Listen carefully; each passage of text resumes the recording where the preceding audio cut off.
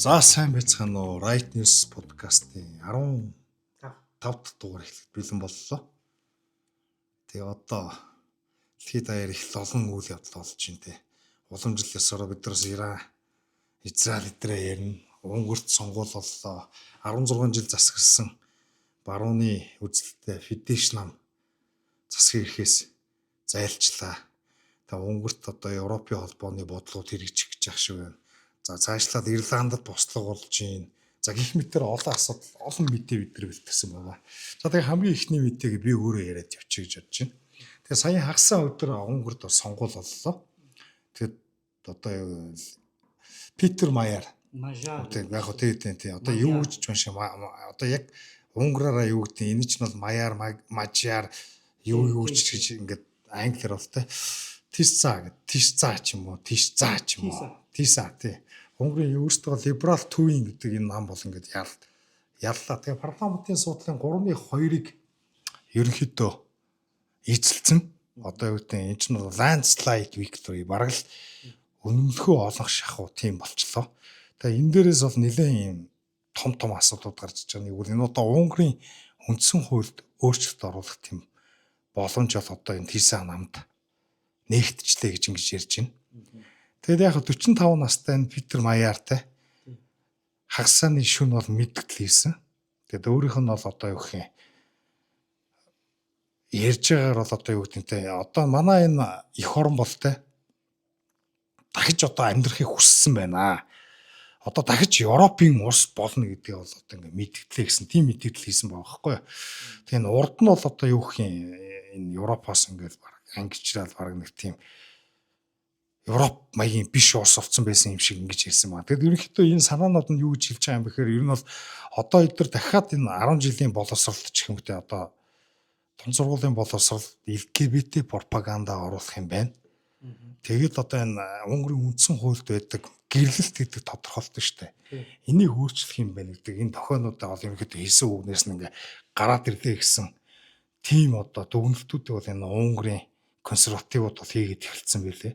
Тэгээ яг тэр нэг Унгарын үндсэн хуульд нь юу гэж хэлсэн байдаг вэ гэхээр Унгар бол гэрлэлтийн институцийг хамгаалах хэрэгтэй. Энэ бол нэг эрхтэй, нэг эмэгтэй хүмүүс сайн дурын үндсэн шийдвэр дээр ингэж одоо би бол үндэслэх те. Тэгээ энэ бол энэ гэр бүл гэдэг бол манай үндэстний оршин тогтнох одоо гол бааз сур гэж үтсэн те. Гэр бүлийн одоо холбоо харилцаа гэдэг те. Эцэг их болон үр хүүхдүүдийн хооронд одоо тогтсон байх хэвээр те. Эмэгтэй ээж хүн бол ээж гэдэг хүн бол эмэгтэй хүн байх хэвээр. Аав гэдэг хүн бол эрэгтэй хүн байх хэвээр гэсэн ийм заалт өгд юм байна. Тэгээ энэ заалт ерөнхийдөө өөрчлөгдчих юм байна гэсэн иймэрхүү одоо юу гэдэг дүгнэлтүүд бол хийгдээд ихэрсэн байлээ. За нэг иймэрхүү юм болж байгаа. Тэгэд ер нь бол одоо Маяр бас гадаад бодлогын талаар ярьсан байна. Ер нь бол өөртөө хэлэхдээ бол Унгар бол одоо Европын холбоо болон НАТОгийн бол дахин одоо хүчтэй холбоотон байх болно гэж хэлсэн мэт те. Тэгээ эндээс нь юу гэж дүгнж байгаа гэхээр ер нь Брюсселийн эсрэгтэй одоо юу гэдэг энэ Унгарчлал Орос Украины дээр Украинд үзүүлэх одоо зээл мөнгөний тусламж эдгээр дээр Унгарч вето тавиад идэв байсан шүү дээ. Энэ бодлогуудад бол одоо өөрчлөлт оруулаад одоо Европын холбоотой бол яг нэг байр суурьтай гадаад бодлого хэрэгжүүлнэ гэдгийг илэрхийлж гин гэж бол ингэж хүмүүс тайлбарлаж байлаа. За нэг иймэрхүү юмнууд бол болоод байна. Тэгэхээр Унгарт бол ерөөдөө маш их өөрчлөлт гарах нь. Тийм яг одоо ингээ эрэхтэй бол яг за гадаад дүрхчдийг бол одоо юу гэдэг юм байр суурь хамгаална одоо хуучин шиг бодлого явуулна гэж яриад байгаа боловч одоо Орбаны намынх нь бол энэ бол худлаа. Одоо удахгүй Унгар бол цагааш тар дүүрнэ гэсэн юм байр суурь илэрхийлсэн байл. Тийм. За энэ ингэсэн.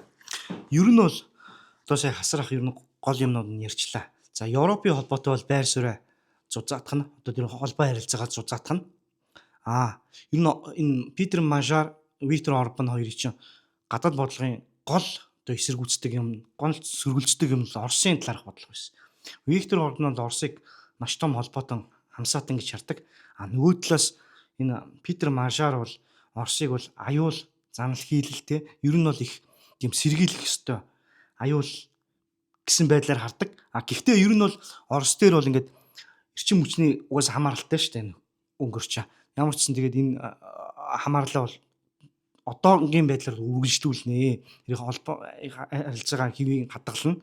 Энэ худалдаа 8-аа хэвийн эрхлэн энэ төр гисэн байлээ. Энэ хоёр ч нөө Израиль дээр бас адилхан. Питер Маншар ч бас Израилийг дэмждэг. Ер нь Питер Маншарын ингээ намтрыг харахаар эн чинь өөрөө их юу бас элит давхаргын гэр бүл төрж өссөн. Одоо дөнгөж шинээр улс төрд орж ирэл гаднаас улс төрийн тийм гаднаас шууд ингээл хан нэвтлээл тийм үү те тухайн establishment-ийг ингээл цохиж гарч ирсэн тийм зүйл биш. Угаасаа гэр бүл нь элит одоо номенклатур гэж ярьдаг шүү дээ. Тийм давхаргын хүн. Тэгээд хуучин авгаан энэ Орбаны хууль зүйн яамны сайд байсан. Энэ өөрөө улс төрд сая 2 жилийн өмнө анх гарч ирэхдээ энэ эхнэрийгээ араас нь одоо хутга шааж их юм муухай үгээр бол тэгж одоо гимт хэргийг одоо илрүүлж ийн гэдэг нэрээр. Гэтэ үнэхээр илрүүлсэн юм байл. Тэр айгүй муухай гимт хэрэг болсон байлээ. Одоо юу гэсэн бэ гэхээр 24 онд 23 онд юу гарч ирэхдээ энэ Унгарын ерөнхийлөгч эмэгтэй одоо би нэрийг мартчихлаа. Нэг педофил хэрэгт холбоотой Катрина Новак. Тэр ерөнхийлөгч эмэгтэй педофил асуудалд холбогдсон. Яг өөрөө холбогдоогүй ч нуун дарагдуулсан нэг тийм өршөөл үзүүлэлт тэр хүнд өршөөл үзүүлээд гарын үсэг зурцсан. Тэрэн дээр нь мэдээж өршөөл үзүүлэхэд эхнэр нь буюу тухайн үеийн хууль зүйн сайд нь гарын үсэг зурж таараа тий. Тэгээд дараа нь бас нэг энэ Виктор Орбаны бас тэр нөгөө коррупц авилга хээл ахуулын асуудлыг сэхэж гаргаж ирээд 2 жилийн өмнө угаасаа энэ федерашнад 20 жил байсан юм чинь. Байж байгаа л 2 жилийн өмнө нэг 20 онд байгуулагдсан ТИСА гэж жижигхэн намд орж ирээл тэгэл одоо жинхэнэ баруун жигний популизм гэдэг шиг юм хийгээл Орбан хитрхи удлаа, эрх мэдэлтэй хитрхи ялзарсан байна. Тэ нэг сандал суудалтай үнэхээр ингээд ялхаагаа твчсэн, өөрчилж чадсан. Үнэхээр энэ Орбаныг шүүмжилсэн зарим шүүмжил үнэн бохгүй. Одоо жишээлбэл Орбан одоо хууль бус цагаачлалтай хитрхи сайн тэмцлээ энэ төр гэж тий бусад баруун Европын орнуудтай харьцуулахад гэж яригддаг болов чинь хууль ёсны цагаачлалыг нэмэгдүүлээ хийсэн байхгүй. Ялангуяа Азаас нэг хар ажилчдаг олноор нь оруулаад ирсэн зүүн өмнөд Аз энэ төр гэдэг. Монголоос хүртэл байгаа шүү дээ. Тий. Тэдрийг оруулаад ирсэн. Тэрэнд нь энэ Питер Маншар их шүүмжлэлтэй хандсан. Тэр нь одоо барууны үзэлтнүүдийн консерватив үзэлтнүүдийн ингээд дэмжлэг авсан. Зүүнтний үзэлтнүүдийн одоо зүүнтнүүдээс яаж дэмжлэг авсан бэ гэхээр LGBT үзэл дээр бол тийм хатуу байр суурь Орбан шиг баримтлаагүй. Орбан ч юм бол тэр нэг LGBT бахархлын жагсаал гэдгийг бол одоо эсэргүүцдэг, тэрийг нь хориглосон шүү дээ. Хориглодог тий. Ийм байхад ерөөсөө энэ дээр бол Питер Маншар бол тийм эсэргүүцсэн юу ч хэлээгүй. Зөвөр ингээл сонгуулийн үеэр зүгээр энэ Питер Маншар чинь LGBT асуудлаар ярихаас дандаа зайлсхийгээд явуулсан гэдэг байхгүй. Ер нь бол дэмжсэн ч юм яриаггүй, дэмжээгүй ч юм яриаггүй. Гэтэ дэмжээгүй юм одоо яриаггүй гэдэг чинь одоо шууд одоо нэг Европын холбоо өдр талаас нь ингээд харах юм бол дэмжиж байгаа юм шиг харагдаж байгаа байхгүй. Яг нэг үгээд ярихгүй нэг чи ярихаас зайлсхийж штэ.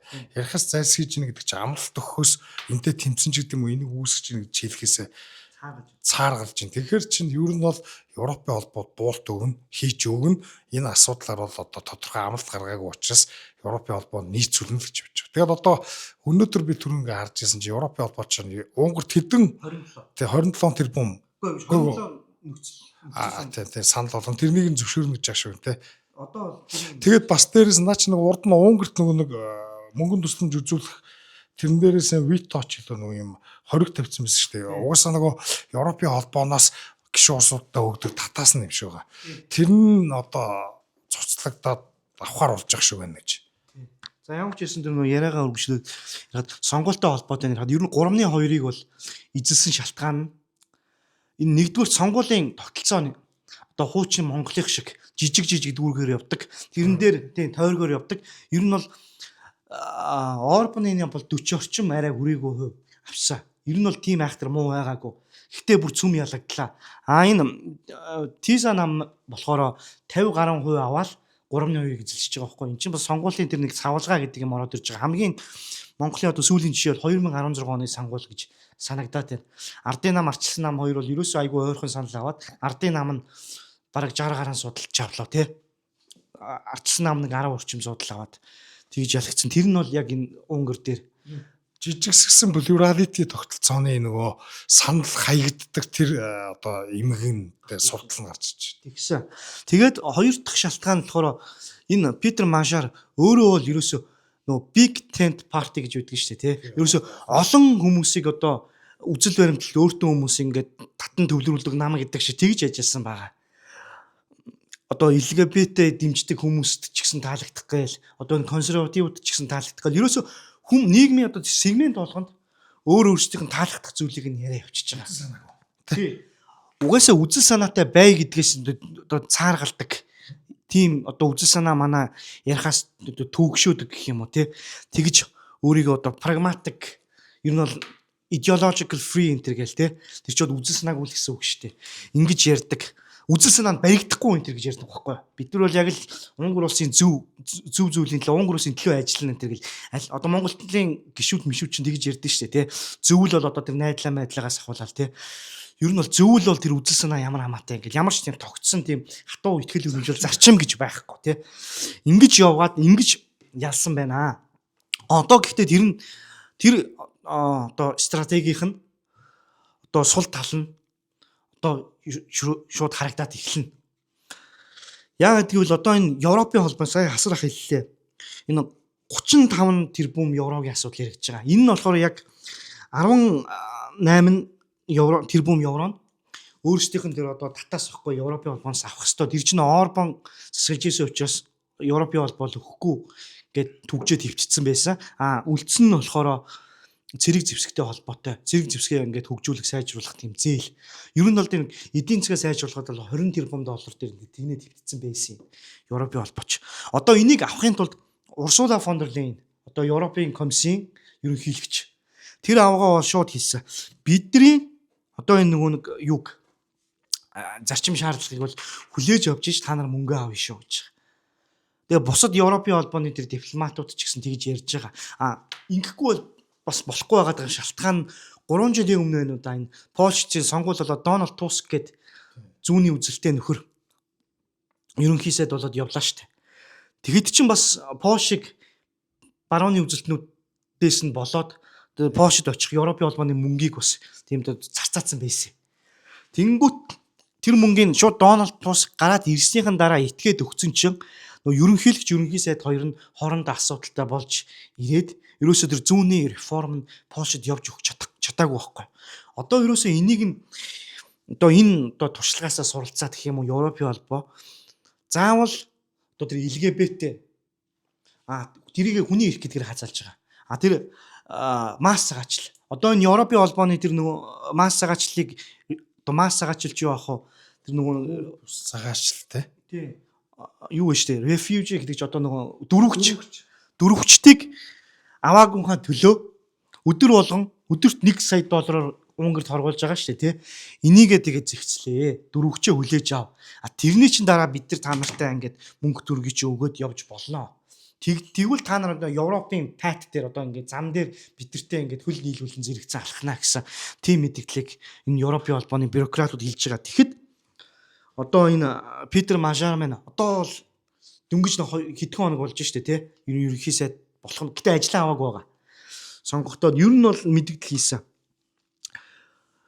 Словакт байгаа. Унгарчуудын эрхийг хамгаална гэж байгаа. Тэгээ одоо 2-оос дээш хүүхэдтэй эмэгтэйчүүдэд татвар ноогдуулахгүй гэдэг. Эн чинь бол яг л өмнөх одоо Фидеш намын бодлого тэрийг үргэлжлүүлнэ гэж байгаа. Тэгэд Европын холбоонд Украины тэр орох асуудал биш шүү дээ. Тэрийг бол одоохондоо бол шууд орохыг нь бол зөвшөөрөхгүй. Гэхдээ дайн дууссаны дараа тэгээд Унгарын ард иргэдийн одоо санал асуулгаар бүх нийтийн санал асуулгаар оруулан барин байж тэг шийднэ гэсэн. Одоохондоо бол ер нь бол барууны консерватив үзэлтнүүдэд бол таалагдах нэг хэд хэдэн мэдээлэл хийцэн байна. Гэхдээ хэрэгхийг цаг хугацаар болно. Одоо Жоржиа Мелони ч байдаг юм байна. Дональд Трамп ч байдаг юм уу. Одоо энэ санааны Такаичи гээл те. Нөхдүүд хичнээн сайхан юм амлаж гарч ирээ дараа нь яаж хүмүүсийг хүлэгддэг вүлээ те.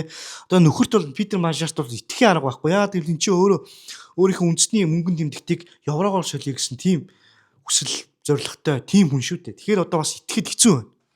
За ер нь тэгээд тэр бол ойлгомжтой. Манай бэлгүүнээ их сайхан ярьлаа. За би нэг юм тайлбарлачих гэж бодоо. Энэ Европын холбооны татаас гэдэг ингээд тайлбарлая. Европын холбоо бол ер нь бол ингээд гишүүн улсуудын татвар хэр зэрэг байхыг хүртэл шийддэг.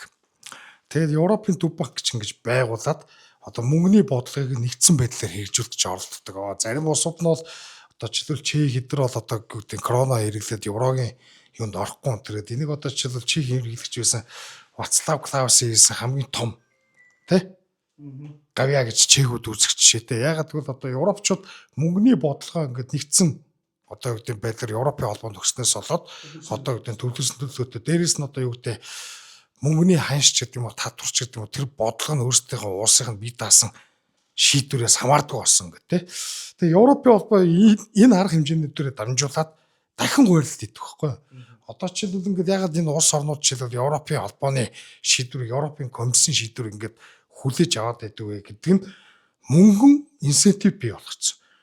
Одоо худалдаж авдаг. Засгийн газруудын мөнгө өгөөд худалдаад авчдаг. Одоо жишээлбэл юу гэдэг зарим нэгэн одоо грек гэдэг ч юм уу ингээд өөрийн хямралд ингээд оронгууд грекэд тодорхой хэмжээний шаардлагууд өгөнгүүтээ шууд одоо улсад нь бейл аут хийх жишээ. Тэр бейл аут нь гэхдээ яг үүндээ грекийг хамгаалж байгаа гэхээсээ грек хэдэн том одоо гэдэг бизнес банкуудыг хамгаалсан үйл явдал байсан зүйл тодорхой орж байгаа шиг.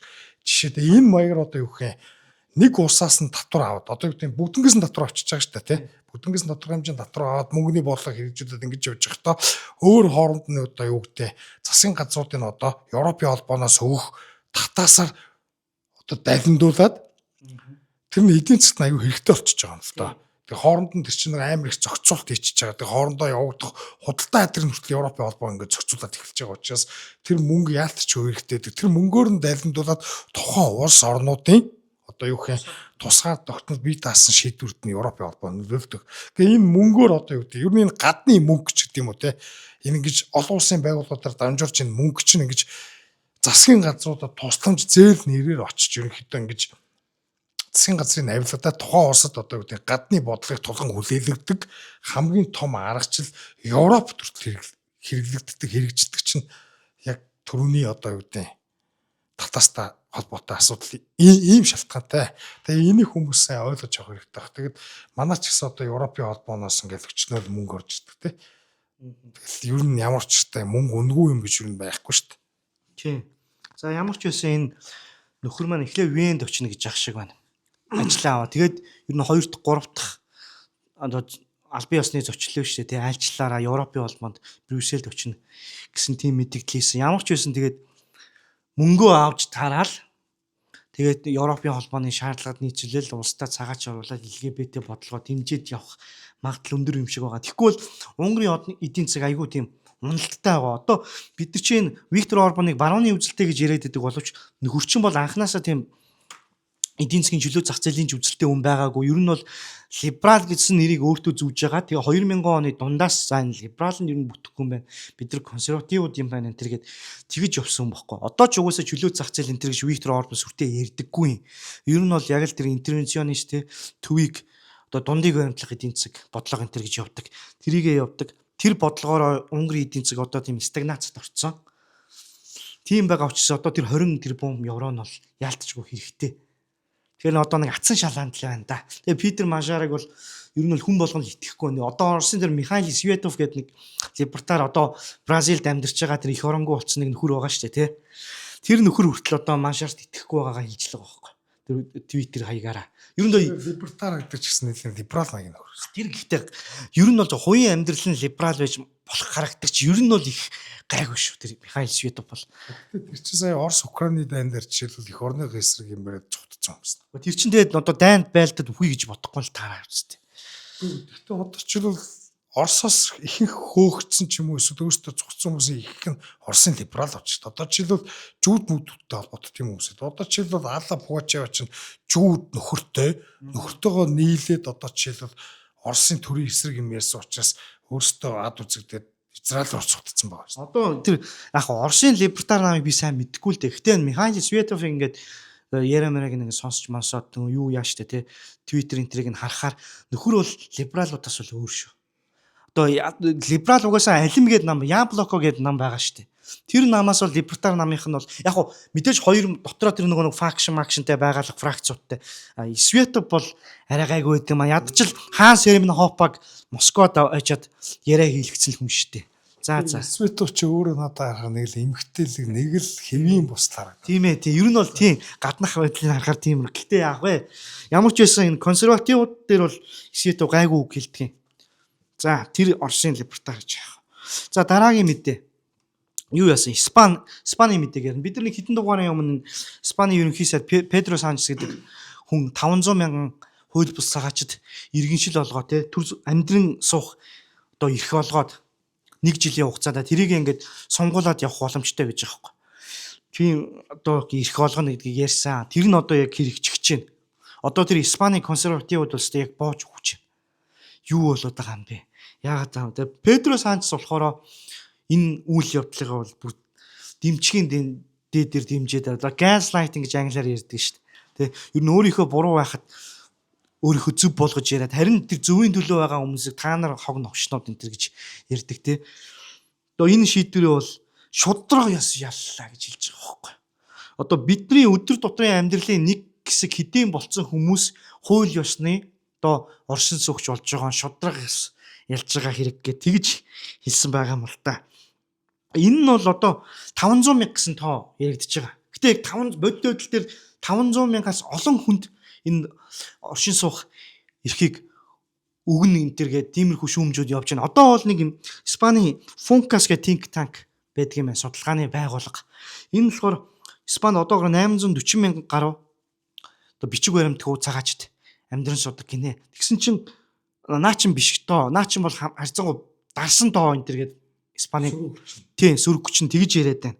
А энэ үйл явдлыг болохоор юу хамгийн муухай нь католик сүм биш шүү дээ. Испани.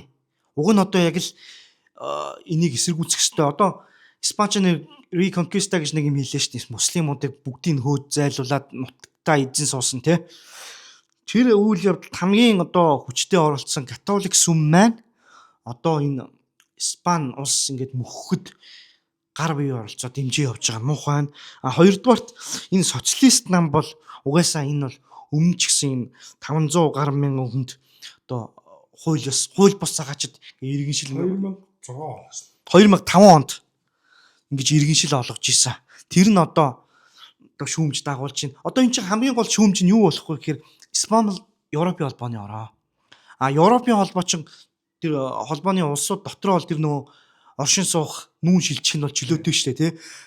Нэгэн улс ингээд хилээд мянган хүн Европод шууд хууль бус цагаач хууль ёсны болоо өөрчилж байгаа. Европын хаач дураараа тэнвчлэх очих хэрэгтэй болчих. Тийм. Тэгээ энийг одоо ганцхан жил энэ төр гэж яриад байгаа нь худлаа шүү. Жил болгон энийг сонгох боломжтой гэж яриад байгаа. Одоо тэр ганц улс нэг их үхрийн эвэр дөргөл мянган үхрийн эвэр дөргөн гэдэг шиг л ийм л бодлого л Европын холбооны л нөгөө нэг заваан бодлогыг энэ Педро Санчес үргэлжлүүлж байна л та. Тийм одоо хууль бус цагаачлалтай тэмцэнэ гэл хүмүүс дургуцаар тахлангууд гяс нөгөөх нь хууль ёсны болгоол ингээл хуурам ихлээл ерөөсөө Европыг л байхгүй болох гэдэг шүү дээ. Гэтэ энэ миний ойлгож байгаагаар энэ Испанд гэтэ исламын дөрвөгч их л байгаа. Гэтэ ихэнх нь бас энэ Латин Америкийн дөрвөг хууль бусаар ажил хийдэг хүмүүс байд юм шиг юм те. Энэ чи Испани хэлтэй хүмүүс байгаа шүү дээ угаасаа те. За яг би түрүүний католик сүм гэдэг дээр ер нь католик сүм бол ийм юмд оролцох ёсгүй. За чи бол сая хэлэхдээ бол Европыг үгүй их юмд оролцож байна гэдэг. За магадгүй. Гэхдээ ер нь бол католик сүм ер нь бол улс төр туталдах асуудал байхгүй юу? Гүйсгэж ёсгүй, дэмжигч ёсгүй. Гэхдээ би зүгээр энэ католик сүмийн буруу гэхээс илүүтэй энэ тухайн цаг үеийнх нь улс төрийн идеологи те. Тэгээд дээрэс нь улс төрийн одоо эрх мэдэлтнүүдийнх нь нөлөө л орж ирж шүү дээ. Тэгэхээр Испанд байгаа одоо нийт хүн амын үзэл санаа хандлага тийм юмуд нь католик сүмдэл нөлөөлчихөж байгаа хэрэг та.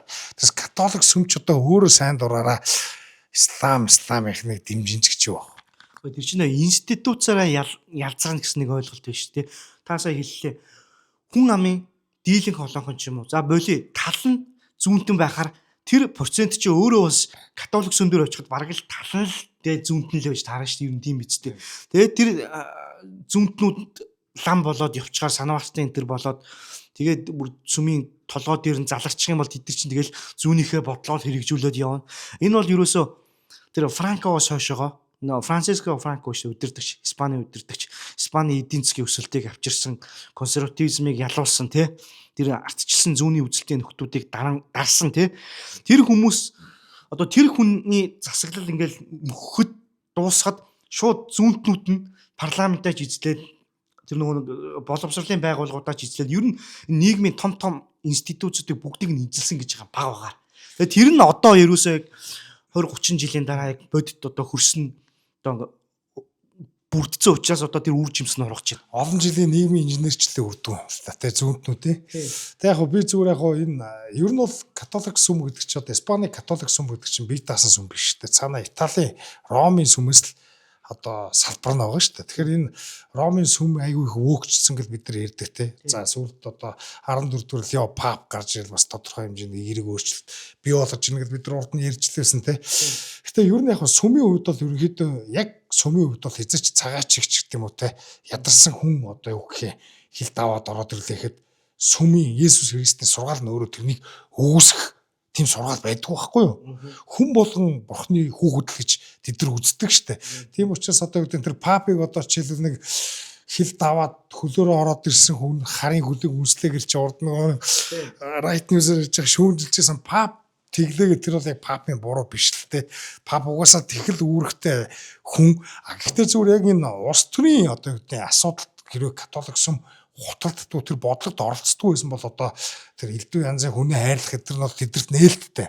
Гол нь улс төр ингээ орж ирээд тухайн улс үндэстнийх нь одоо үндсэн соёл руу дайраад тэгээ үндсэн иргэдийнх нь эсрэг үйл ажиллагаа явуулж байгаа. Тэрэн дээр итгэхгүй байгаа хэрнээ compassion гэдэг юм уу те Христийн хайр гэдэг ч юм уу тэр асуудлуудыг одоо юу гэдэг дайсагнсан исламын шашинтай хүмүүст үзүүлээд үндсэн хүмүүсээ бодохгүй байгаа ч өөрөө гажууд л байгаа байхгүй. Тэр энэ үднээс нь л шөмжилж байгаа. Бид нар бас урд нөгөө пап нас барахтай те Францис нас барахтай холбоотой нэг подкастн дээр ярьсан чинь өгсөн хүнийг доромжлоо, папыг доромжлоо, пап бол чихэн христиан хүн байсан. Эдгээрс христийн сургаал мургаалыг мэдхгүй ч папыг доромжлоо антраа хүмүүс ингэж гуйрж исэн. Бүр Твиттерээр нэг хүн тэгээ бичсэн байсан. Бид нар тэр христийн шашин руу дайраач гэдэг юм те нөгөө христийн шашныг мэдхгүй ч доромжлоод байгаа ш. Зүгээр энэ орчин үеийн улс төр өөрөө мөнгөөр ч гэдэг юм уу, нөлөөгөөр ч гэдэг юм уу маш олон арга хэрэгслэр нь бүх нийгмийн институцуудыг ялцруулад байна те. Тэгээ эн чи одоо өнгөрсөн подкастуудаар ч гэсэн бид нар Canterbury-гийн бишоп гэсэн чинь эмгтэй хүн болцсон байна. Гэх маягаар ингээд либералж чаддаг штэ. Либералж чаддаг. Энийг л эсэргүүцээд байгаа. Тэгээд манай ч гэсэн одоо Монголд одоо ингээд жишээлх юм бол Далай ламыг ярьжсэн санаж байна. Далай ламын нэг бичлэг ингээд фейсбүүкээр гарцсан байсан штэ. Монголын ламнар ихнэр аваад охиноо надтай танилцуулсан гэд. Нэг хамбыг ирсэн. Охиноо хурж иж надтай танилцуулаад би амар awkward байдалд ороод амар сонирн байдалд орсон гэд. Яагаад гэсэн орчин үед зарим ламнар либерал ламнар тэгээ энэ орчин үед нийцүүлээ ингээд сургаал өөрчлөгдөн гэж яриад байна. Тийм юм байхгүй. Бурхан багшийн сургаал 2500 жилийн өмнө ямар юм байсан тэрэнд өөрчлөлт хийх эрх бидэрт байхгүй гэж Далай лам ярьж. Тэрүүгээр жишээлж Монголын ламнар одоо эхнэр хүүхдээ надтай танилцуулсан тэр намайг эвгүй байдалд оруулсан гэж ингэж ярьсан Монголын фейсбүүкээр шүүгжсэн. Тэгээд үнэхээр төвдийн Гэлүкба урсгалд тодорхой сахилаас одоо ингээд ямар сахилж үлээдэ тэрнээс ингээд дээш бол эхнэр ахыг хориулдаг. Ер нь тэр зарчим бол одоо Монголын сүм хийдэд тогт мөрдөгддөг. Тэгээ тэрнийг л Далай лам шүүмжилсэн юм байна гэж би өдөө ойлгосон.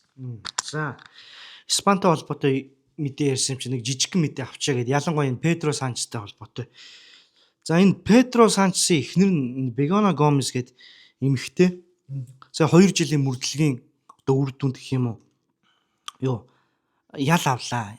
Энэ ял нь болохоор ял авах ч яах вэ? Ямар ч гэсэн прокурор дээр хэрэг нь очсон юм шиг. Шийдвэр гарсан юм уу те? Прокурор дээр хэрэг нь очиод энэ мөнгө төгрөг шамшигдуулсан. Одоо төрийн санг embezzlement гэдэг. Тэгээд өөрийнхөө нөлөөгөө буруугаар ашигласан.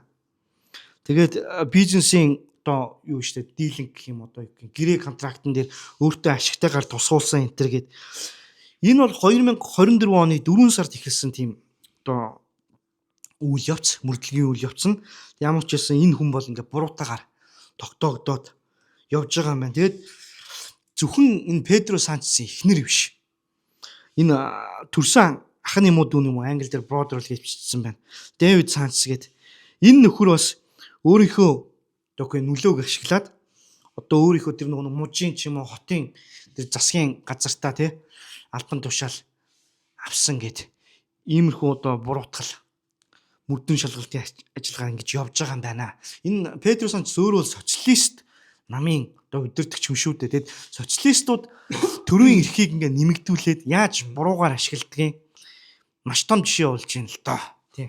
За дараагийн мэдээ. За би юу хоёлоо дараагийн мэдээснээс уламжлалаараа Иран, Израиль, Америкийн дэ нэр. За тэгээд сая бүгдээрээ л мэдчихэж байгаа нөгөө 2-7 хоногийн хугацаанд гал зогсоосон гэдэг. Яг үндэ бол тийш одоо гал зогсоох тийм хилцэрч явагдаагүй юм билээ. Америкчууд дайрахгүй хэрэнд Иранчууд за тэгвэл бид нар retaliation буюу хариу тоглоо хийхгүй гэсэн юм албан бус тий гал зогсоох үйл явдал болсон. Тэгээд энэ чи 14 хоног байх хэрэгтэй байсан. Тэгээд дунд нь эдгэр чинь одоо Пакистан JD Vance очсон тий. Тэгээ хилцээр ихэрсэн. JD Vance-ыг дагаад одоо Steve Witkoff, тэгээд Jared Kushner гэдэг хоёр сионист гэж шүүмжлүүлдэг хоёр ч бас цуг очсон. Тэгээ энэ хилцээр явагдсан. Юу одоо Ираны талаас болохоор энэ нөгөө Аббас Арачигийн гадаад хэргийн сайд нь оролцсон тий. Тэгээд одоо Мухаммад Галибаф гэдэг парламентын дарга нь оролцсон байгаа байхгүй. Ийм одоо талууд хоорондоо уулзч хилцээр хийсэн. Тэгээ энэ 1979 оноос хойш одоо Иран Америкийн хооронд болж байгаа шууд болж байгаа хамгийн дээд түвшний албан тушаалтнуудын хийсэн анхны хилцээр гэж ингэж үзэж байгаа. Тийм л болсон юм байна л та. Тэгээ 21 цаг гаруй болсон. 4 сарын 11-нд л 12-нд 11-ээс 12-нд шилжих шүн ерөөдөө явагдсан. Нийтдээ 21 цаг үргэлжилсэн шүн хүртэл яригдсан. Тэгэд ямар ч үр дүн төрөөйгүй. Америк болохоор хэлэхдээ Иран манай нөхцөлийг огт хүлээж аваагүй гэж хэлсэн.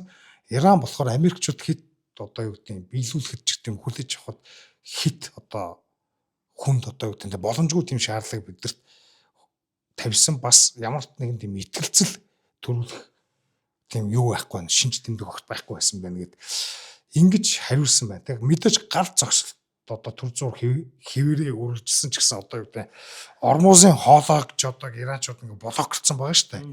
Тэрний одоо тэр нөгөө нэг блокийн дахиад блоклж чинь гэж Трамп мэдээлэл гаргаж байгаа хгүй. Нөгөө Монголд сая жагсаал болсон чинь жагсаалын эсрэг жагсаал болж байгаа гэдэг шиг ормозын хоолойд бүсдэлтөөс бүсдэлтийн эсрэг бүсдэлт боллоо тэргээл Америкчууд ирээ шоолол хэлээ. Тэгээ уг нь үндсэн зорилго нь бол ормозын хоолойг нэг чинь дэлхийн эдийн засгийн тий нефтийн үннээс шалтгаалсан дэлхийн эдийн засгийн хямралаас сэргийлэх гэдэг байгаа шүү дээ. Тэгэхээр Америкчууд ч одоо ингээд дай хийхээрээ одоо юу гэдэг энэ агарын довтлохоор дамжуулаад бол Ираныг буулгаж чадахгүй мэн гэдэг нь бол ойлгомжтой болсон.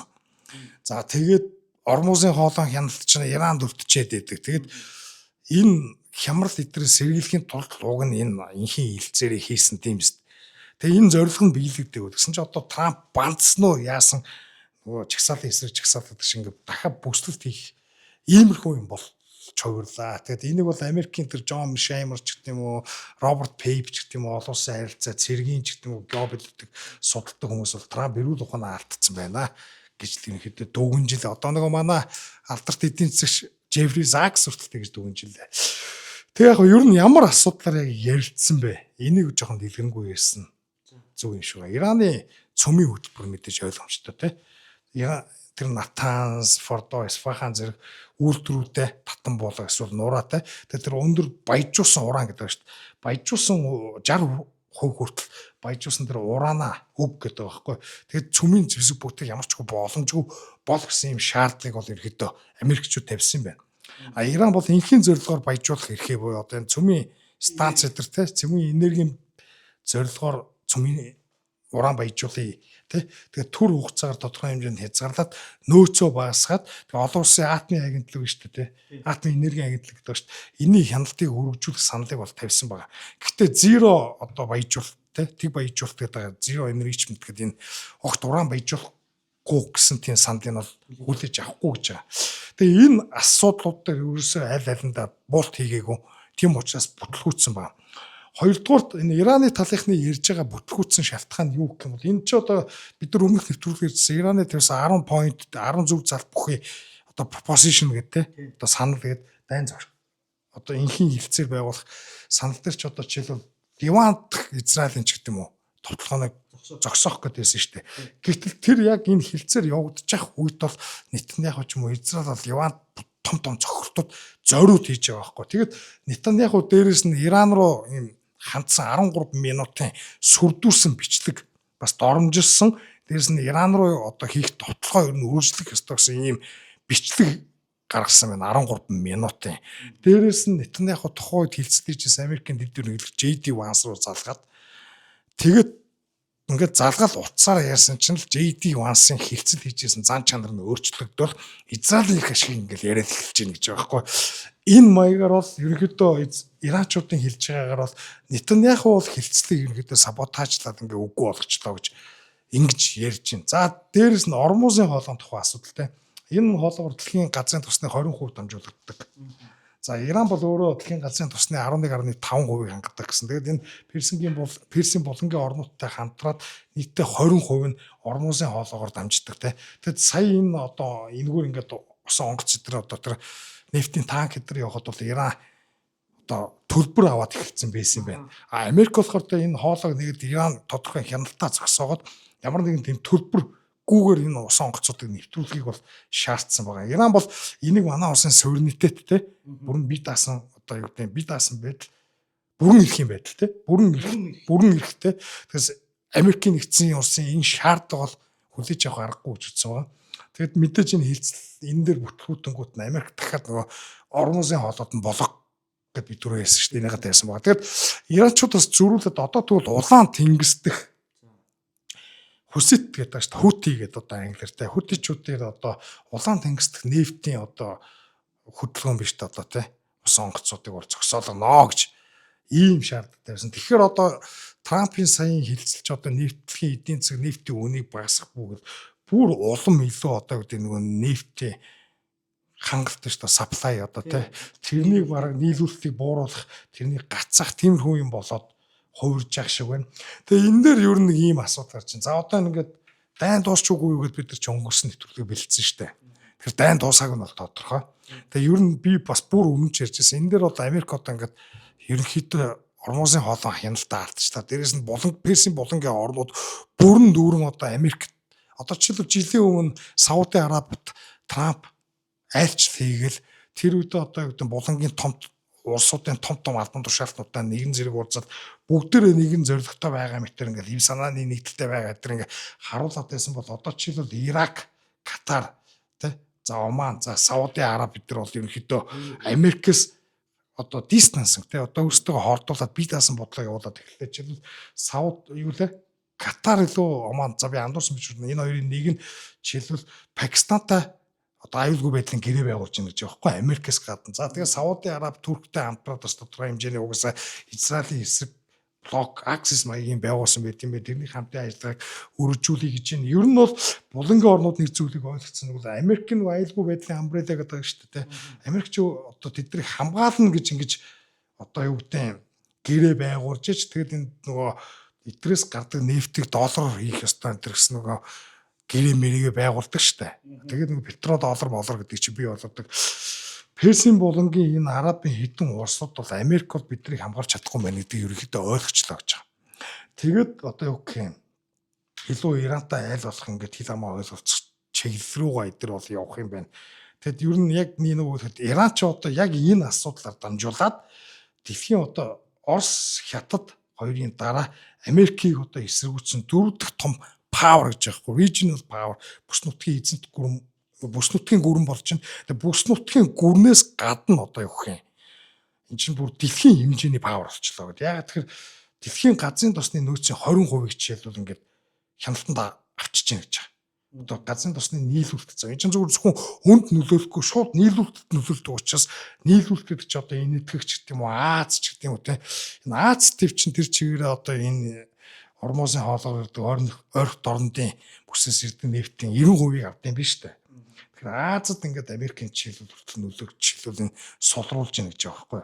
Тэгээд одоо юу гэхээр Орос, Хятад за Оростой нийлэх юм бол ингээд нийтдээ дэлхийн газрын тосны 30% дээр ингээд хяналтаа тогтоож байна. Тэгээд Орос, Хятад, Иран гурав ингээд блок байгуулах юм бол Америкийн дэлхийд жанжилж байгаа тэр одоо том павер штэ.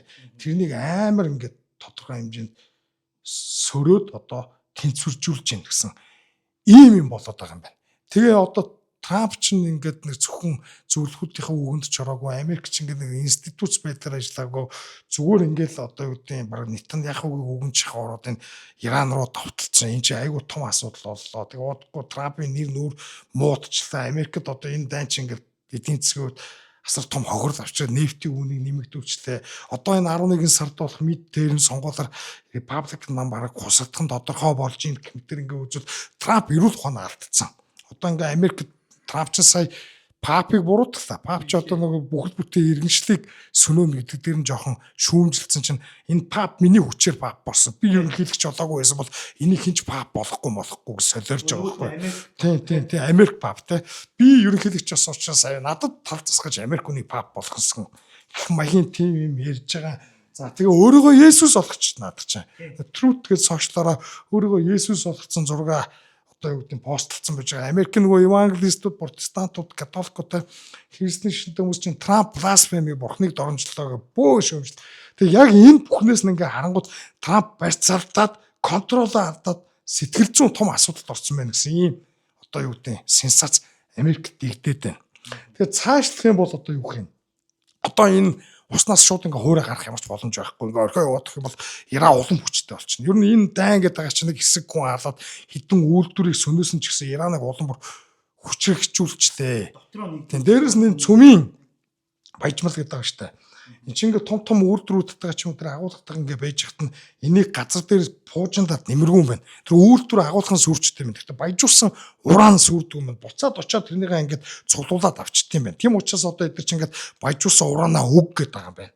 А урд нь өнгөрсөн нөгөө 12 өдрийн дайн гэдгээр чи чил өдөр Натанс Фордо өдрийн Америкчууд ингээ бөмбөгдөд Израильчууд бөмбөгдөд Трамп хэлэхдээ бид нар Америк Ираны цөмийн байгууламжийг одоо устгахчлаа. Цөмийн бөмбөг хийх чадамжийг үгүй ижлэх гэж өнгөрөөж шүү дээ. Үгүй тэр үйлдвэрүүд нь байхгүй болсон. Гэтэ Иранчууд дахиад тийм үйлдвэрийг тэр доорн байгуулах чадамжтай. Тэгээд тэр уран байж байгаа тохиолдол ямар нэг байдлаар ингээ дийлдэхгүй удахгүй цөмийн бөмбөгтэй болчих боломжтой юм биш үү? Тэгэхээр Иран бол ер нь цөмийн бөмбөгтэй болохгүй бүтггүй гэдгээ сая ойлгочлоо. Одоо энэ Трамп чидрийг буулгаж авч чадахгүй. Яг энэ маягаар ингээ байгаад бол сүүлийн гарц нь хуурай замын цэрэг гэж байхгүй. Тэгээ энэ дэр амар маргаантай байгаа. Хуурай замын цэрэг оруулахгүй Иран яг энэ маягаараа бол дийлдэхгүй гэж байгаа. Тэгэд хуурай замын цэрэг орсон байлаач асуудал шийдэхэд маш хүндрэлтэй. Иран одоо Израиль, Америкийн дайн бол мөддөө тусгүй нь бол маш урт удаан хугацаанд үргэлжлэх том дайн болох нь гэдэг нь бол ерөнхийдөө ийм прогнозууд бол дэлхийд олон янзын улс төр судлаачид олон улсын харилцаа судалдаг хүмүүс гаргаж байна. За өстой айхтар дэлгэрэнгүй ярьлаа да. Ямар ч сая юу яалаа. Би энэ дээр нэг төгсгөлд нэг юм хэлчихэд Америк талаас нь бол хуурай замын цэрэг бол хамгийн эцсийн альтернатив сонголт юм шиг байгаа. Израиль талдаа бол хамгийн эцсийн сонголт бол шууд цөмдөх шүү дээ, тий.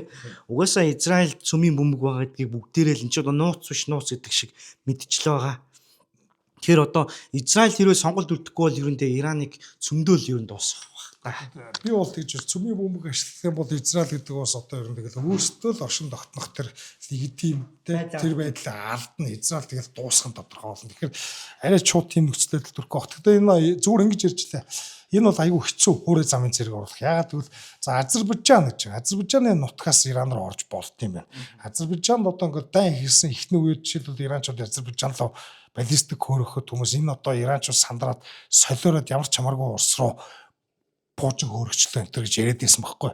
Тэр үгүй мэ. Тэр юусэн Азербайджан руу одоо юу гэх юм сануулга юм байна. Тэгж тайлбарлаж байна. За тэгээд Иракаас орж болд юм байна. Гэхдээ Иракаас ороход маш хэцүү. Иракийн дайнаар Иракчууд Ираны нутгийн гүн рүү орж чадаагүй. Ягаад гэвэл уулархаа гэж байна. За тэгээд одоо юу гэдэг Ормузын хоолоогоор л орох арга байна гэж. Ормузын хоолой чинь зүгээр нэг юм юу гэт юм. Зүгээр юм далайн бич биш те. Ийм тэгш эрэг биш одоо юм хадна том юм уулан цохоотой ингэж тал явжсэн доошоо гинт ингэж юм цохоо үргэлжлэнгүүтээ тэгээ далаа ус гарч ирдэг. Тэргээр орохын тулд одоо юу гэдэг жишээлбэл зам мөвтө шууд ингэж ирэх боломжгүй. Одоо усан онгоцууд юу гэдэг эрэхт ойртоод тэрнээсээ одоо гэдэг бортолодоор ч юм уу те цэргүүд ингэж зөөх тийм л боломжтой юм. Тэгэд одоо энэ Катар ч гэдэг юм, Оман ч гэдэг юм, Сауди Араб ч гэдэг юм энэ улсуудад цэргийн баазуудын Иранчууд бөмбөгдөд байгаа шүү дээ тий. Одоо нөгөө юу гэх юм дроноор ч гэдэг юм уу баллистик буужингаар ингээ үгүй гэдэг чи.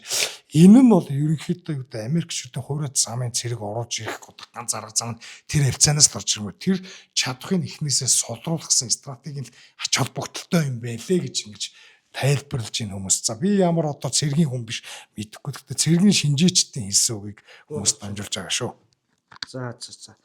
За энэ тал дээр бол нэлээд дэлгэрэнгүй явсан баха гэж бодож байна. За дараагийн мэдээ. Энэ Ирландтай холбоотой яг энэ Ормузын хоолой хаагдсантай холбоотой ер нь энэ Ирландд ч ард иргэд нь бол жагсаал тэмцэлдээ тулсан. Засгийн газар нь бүр цагдаа байтугай айрам дайчилж хагаад тэр жагсагчдыг зам хаагаад байгаа жагсагчдыг зайлуулж байна. Энд чи одоо айрам чи уг нь одоо гадны одоо юу гэх юм эзэн төрийн мэлэгчдийг л одоо устгахад те одоо зогсооход ашиглах байтал ч одоо иргэд рүүгээ хүртэл айрмаа ашиглал. За Ирландд юу болоод та бүхэнд яриад үгүй. Ямар ч үсэн энэ нийлүүл тасалдсантай холбоотойгоор Ирландын засгийн газар 440 тэрбум 440 сая паундын тийм багц хөтөлбөр батллаа гэд.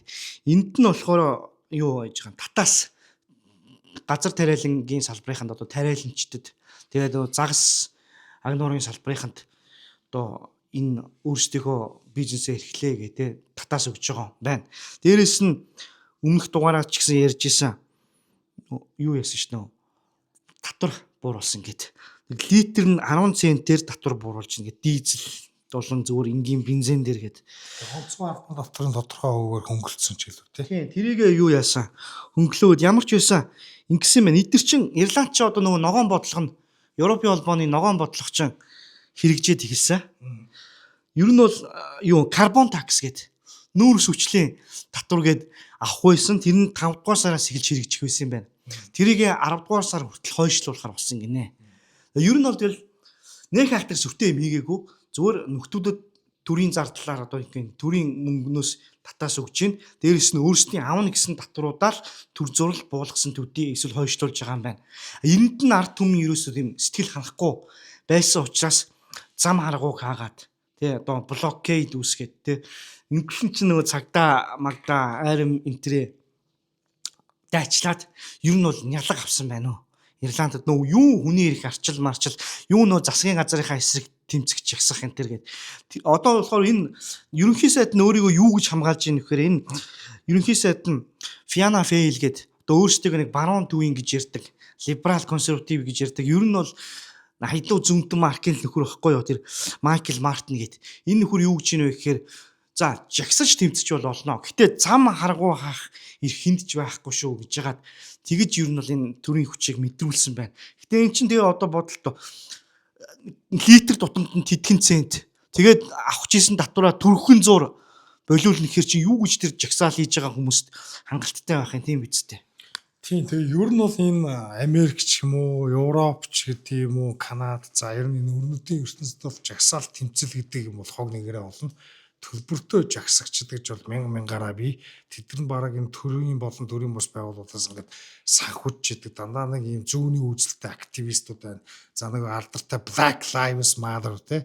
За тэгээд өөр уур амьсгалын өөрчлөлтийн одоо нефтний компаниудын эсрэг жагсаалч гэдэг ингээд ийм социалист урайл ооцонтой элдв янзын расизм, патриарх, капитализм, фашизмын эсрэг ийм жагсаалууд мянгаараа болно.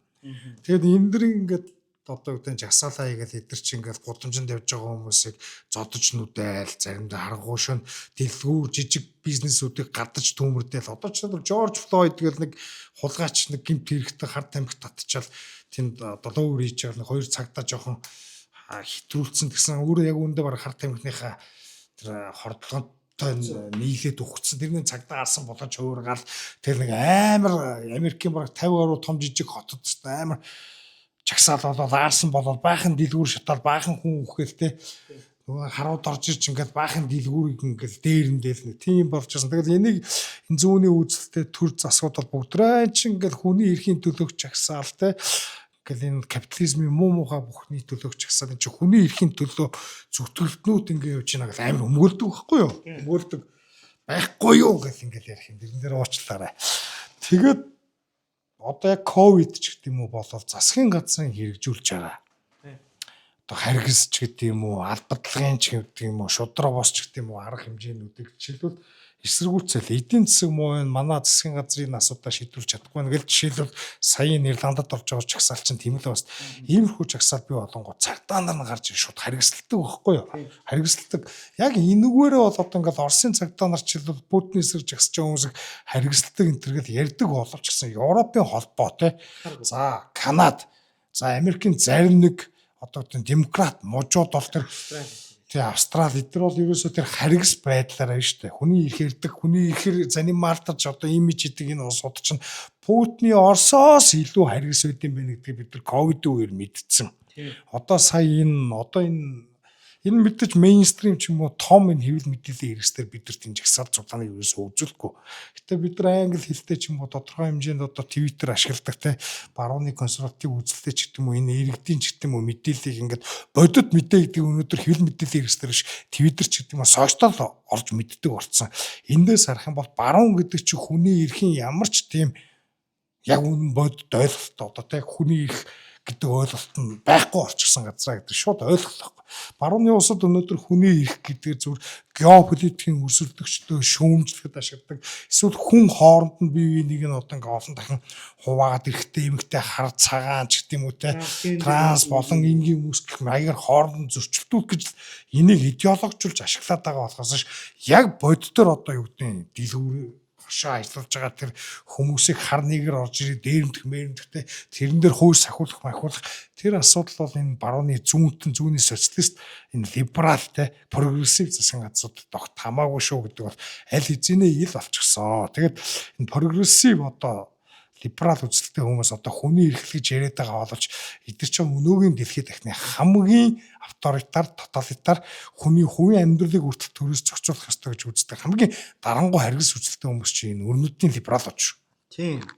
За өмнөх мэдэн дээр ярих байгаа мартчих. Одоо энэ Барак Обама юм шүү дээ. За Унгарын сонгуультай холбоотой тэр Twitter дээр бичсэн байхгүй юу? Унгарт арчил яллаа, автократ дарангуул ялагдлаа гэд. Үгүй одоо бодолтой. Виктор Орбан 2010 онд арчлаар гарч ирсэн. Сая 26 онд арчлаар буулаа, ялагдлаа. Ингээд одоо юу гэх засгаа өглөө. Эн чинь бол арчил байдаг зүйл шүү тийм биз дээ. Тэгэхэд одоо яахаараа энэ зүүнний либералууд ялгаар арчил ялаад барууны энэ консерватив либертар үзэлтэй улс төрчид ялахаар арчил ялагддаг. Энэ одоо юу хоёр жинхэнэ ардчлалын эсрэг байгаа үстэй. Ардчил гэж зөвхөн өөртөөгөө хэлээд байна. Ардчлалыг яг зарчмаар нь идеологичудаа зүүнний үзэлтнүүд ялах юм бол ардчил гэдээ бусдын автократ диктатор гэж гүтгэж өөрөө яг үүндээ нөгөө бодит сонгогчдын одоо сонголтыг үзэл санааг шууд орхигдуулаад үүсгэж л байгаа юм шүү дээ.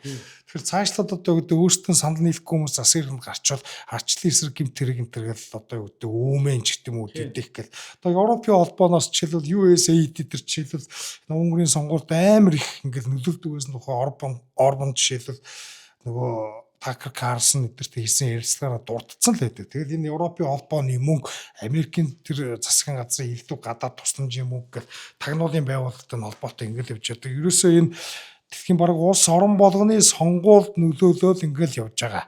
Тий. Тэгээ одоо Орбан бол дарангуулагч ч гэдэг юм уу диктатор байсан бол сая бол одоо ингээд сонгуулаар буухгүй шүү дээ. Тэгэхээр эн чинь 16 жил ингээд олонхийнхоо бас итгэл үнэмшлийг аваад явсан л тийм л ус төрч байсан байгаа. Тэгээ мэдээж 16 жил засгийн эрхэнд байна гэдэг бол хүмүүс уудаана. Тэр хүн хичнээн сайн засгалсан байсан ч гэсэн тэрнээс өөдөх хүмүүс олон тийм биз дээ. Тэгээд дараагийн хүнийг туршиж үзмээр санагдал хүн гэдэг чинь ер нь нэг нөхцөл байдлаас дараагийн нөхцөл байдалд ингэ шилжиж явах гэж юмд удаан байхыг хүсдэг тийм өөддөг мөн чанартай учраас одоо тэгээд төгссөн хүсээгөө залуучууд ч гэсэн гарч ирээд илүү либералчсан маягийн хүмүүс ч гэсэн олон болсон баг сонгуулийн насны тэдний Европын холбоогоо шүтдэг, өрнөдөө шүтдэг тэрнийхээ сонголтыг л хийж байгаа ах л та. Тийм. За яг энэ Ирландын мэдээтэй холбогдуулаад юу яасан? Энэ жагсаал цуглаантай холбогдоод Ирландд засгийн газарт итгэл үзүүлэх хэсэг гэсэн тийм санал хураалт парламентд нь явагдсан. Харин одоо энэ өөрсдөө баруун төвийн гэж нэрлэдэг те энэ нам 92 78 харьцаатаагаар энэ удаадаа бол үлдлээ. Ер нь бол ойрхон тоо.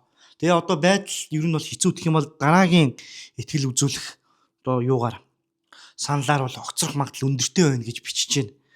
Тэгээ энэ Шин Фин гэдэг яг зүүнний үзэлтэй одоо энэ социалист нам байж байгаа одоо шин зүүнний үзэлтэй нам болцсон. Одоо LGBT, масс цагаачлан энэ гэж ярьдаг.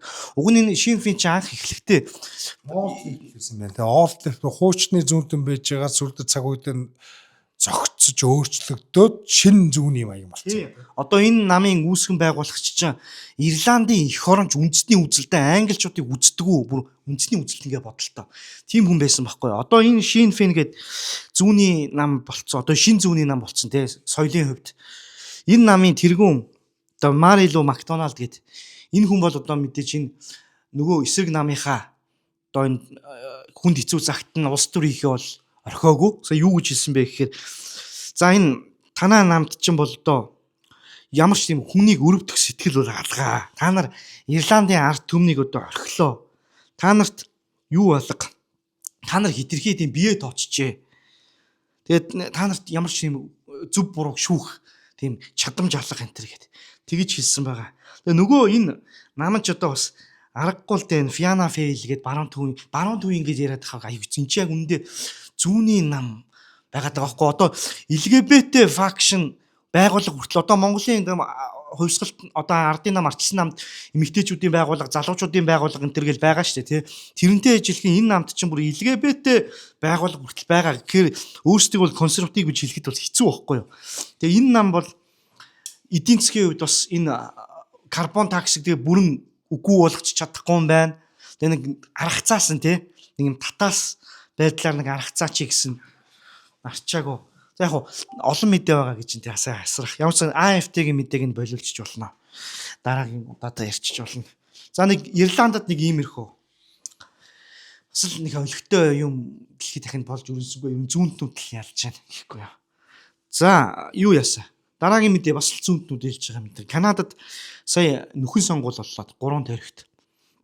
Тэр нь тэгээд гурван дээр нь яг либералууд ялж таарлаа л та. Тэгээ ингээд нийт 343 одоо нийтийн танхимын суудлаас доод танхим Канадын эндээс 174 суудалтай болж Марк Карни гээд нөгөө Джастин Трюдог оруулж гарч ирсэн. Либерал намын зүүнтэн ерөнхий сайд.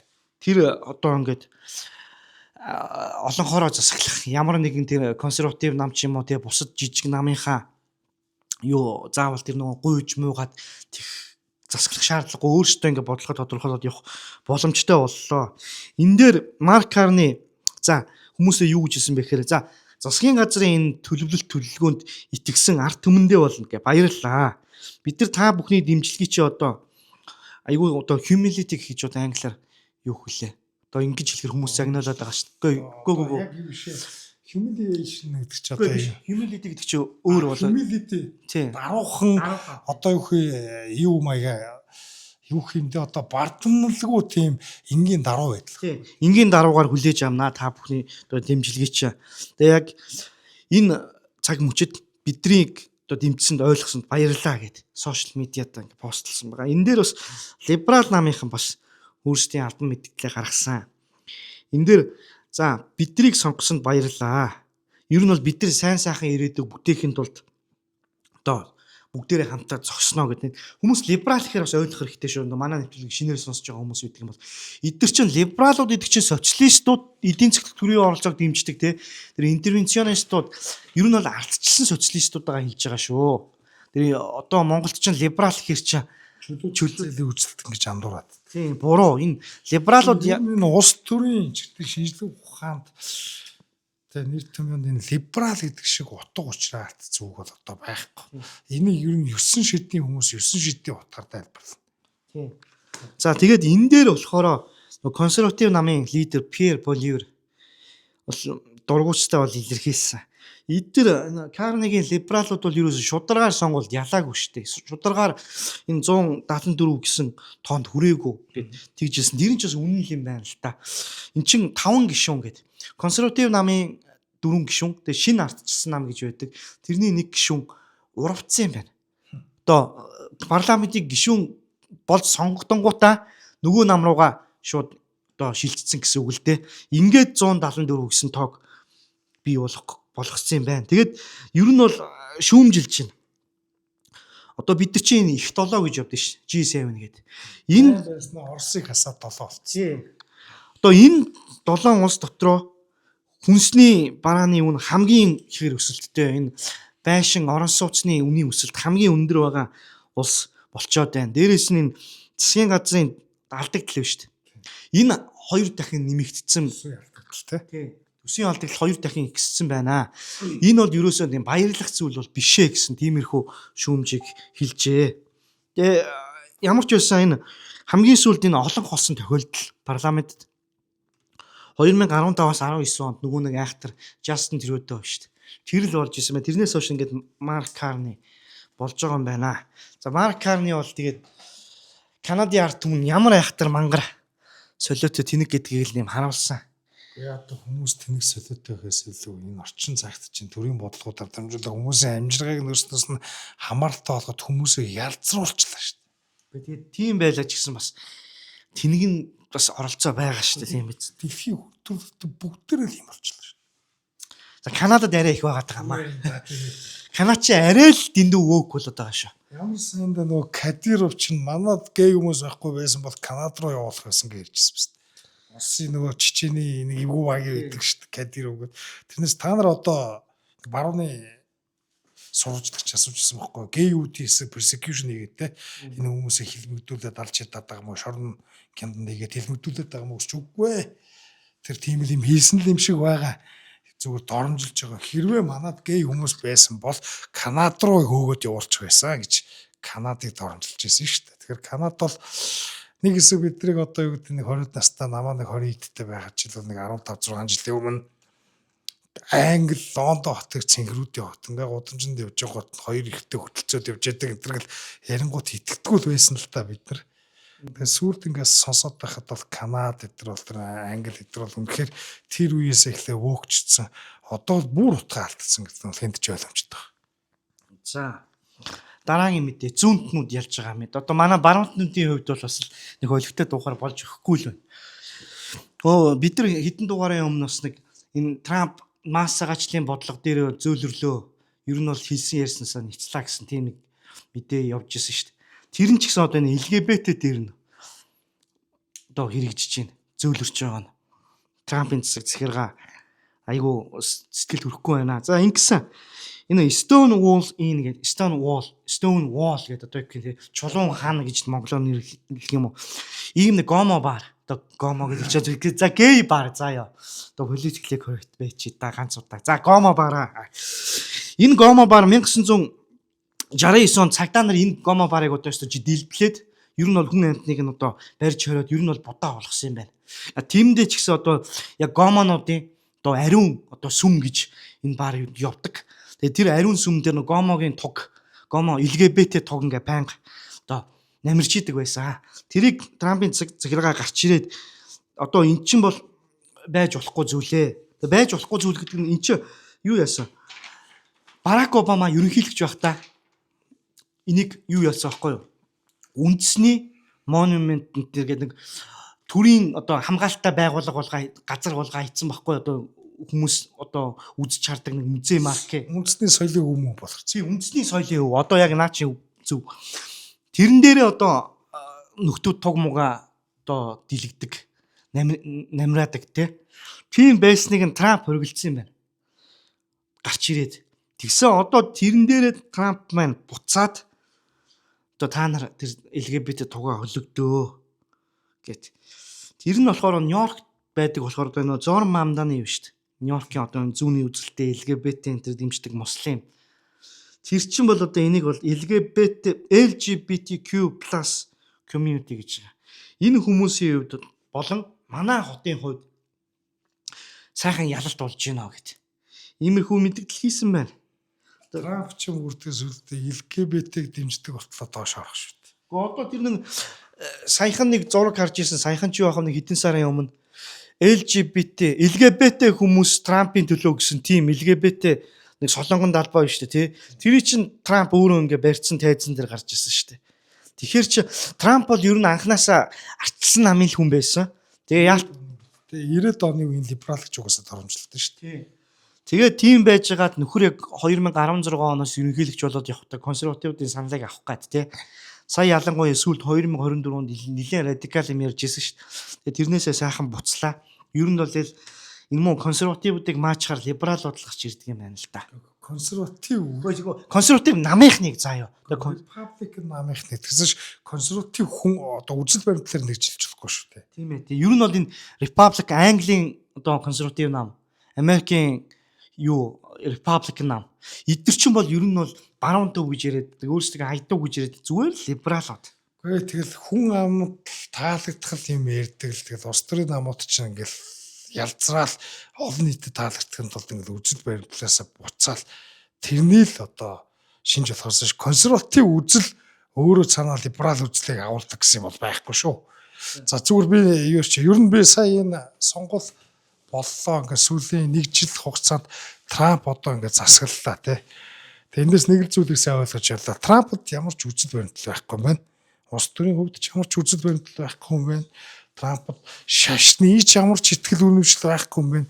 Чи шашны за христийн шашны нэрийг за тэгээд улс төрийн хувьд консерватив үзлийн нэрийг барьж л зүгээр л нэг их мэдл төргсөн нэг тийм одоо улс төрийн демагог л өөрчлөл байсан байгаа юм. Хараад байхад те. Тэгээд дээрээс нь Трампд боловсрал гэж юм ойлгохтой юм байхгүй юм байна. Би энэ сүүлийн үед хийж байгаа мэдгэлээс нь харахад Трамп ер нь өөрөөгөө ингээ контролдож чадах чадвар нь тийм өндөр хөгжсөн хүн биш юм байна. Ч одоо бүхэл бүтэн иргэншлиг өнөө шин сүрүүлнэ гэж яадаг Америкийн ямар ч юм хэлэгч юу нурд нь байгаагүй. Тэгэл ер нь тэнэг гэдгээ маш их зарлаж байна. За ганцхан Трамп биш. За Питер Хигсэд. За Рубио. За өөр хийх юм бэдэ. Эдний боловсролыг би ингээд судлаад үзлээ. Хигсэд гэдэл зүгээр нэг мó Fox News-ийн те нэг акро хийсэн. Тэгээд одоо урд нэг цэрэгт байсан юм шиг байна. Тэгээд дараа нь ингээд Fox News-ийн хөтлөгч болсон.